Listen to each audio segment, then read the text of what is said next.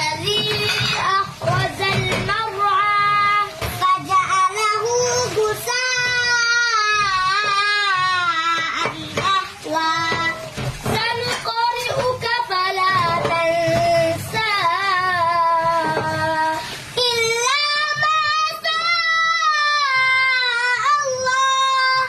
إنه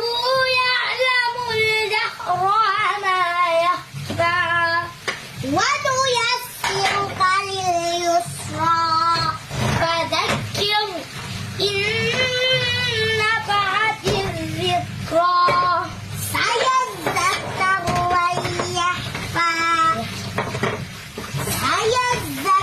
من يخشى ويتجنبها